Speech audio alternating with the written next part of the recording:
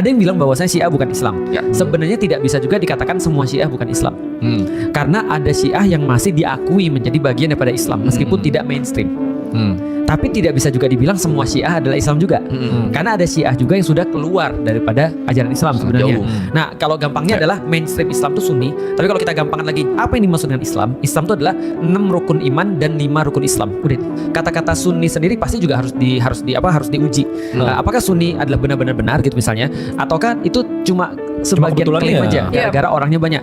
Tapi tadi balik lagi, kita melihat ini seperti apa sih? Nah, maka kita kembalikan lagi pada otoritas. Otoritas yang paling tinggi adalah Al-Quran. Loh, kok bisa? Al-Quran kan juga bisa ditafsirkan orang sembarangan. Berarti orang Sunni juga sama tafsirannya kan? Bisa jadi dia bias juga. Nah, maka kita harus tahu dulu yang kesepakatan kedua. Mau apapun itu, berarti Nabi Muhammad yang paling tahu tentang apa maksud dalam Al-Quran. Tapi muncul pertanyaan lagi, lalu bagaimana terus kemudian orang menafsirkan yang dilakukan oleh Nabi? Bisa bias juga kan? Ya, maka balik lagi, oke, kalau gitu kita sepakat yang berikutnya, bahwasannya yang paling tahu tentang tafsiran Nabi Muhammad itu adalah orang-orang yang bersama dengan Nabi Muhammad.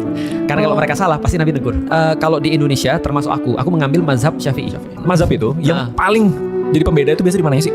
Pembeda biasanya betul kata Ferran, budaya bisa jadi tempat hidup dan segala macam. Contoh misalnya seperti aku pernah bilang, Imam Maliki itu dikenal sebagai yang paling senior di antara 4 mazhab itu tinggalnya di Madinah.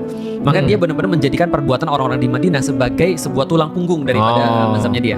Nah, Imam Hanafi sebaliknya dia tinggal di Irak. Jauh daripada Madinah. Sementara orang-orang yang murid-muridnya Rasul itu ngumpul di Madinah semua. Nah, dia lebih banyak mengandalkan logika dalam memutuskan sesuatu dalam madhabnya dia, mazhab fikih gitu kan ya. Nah, lalu terus kemudian datang lagi Imam Syafi'i. Nah, Imam Syafi'i berguru pada Imam Malik, ngabisin seluruh kitab-kitabnya dan segala macam, mikir dengan cara yang baru lagi dan menelurkan sesuatu yang bisa dikatakan gabungan daripada orang-orang ini. Nah, Imam Ahmad bin Hambal ahli hadis, sehingga dia ngumpulin banyak hadis, lalu kemudian bikin mazhab yang berdasarkan kuat banget pengaruh hadis di situ. Nah, itu bedanya. Berarti kalau tafsir manusia berarti bisa salah dong? Bisa. Manusia bisa salah. Bisa banget, bisa salah. Tapi ingat, kalau salah pahalanya berapa? 1, Kalau benar 2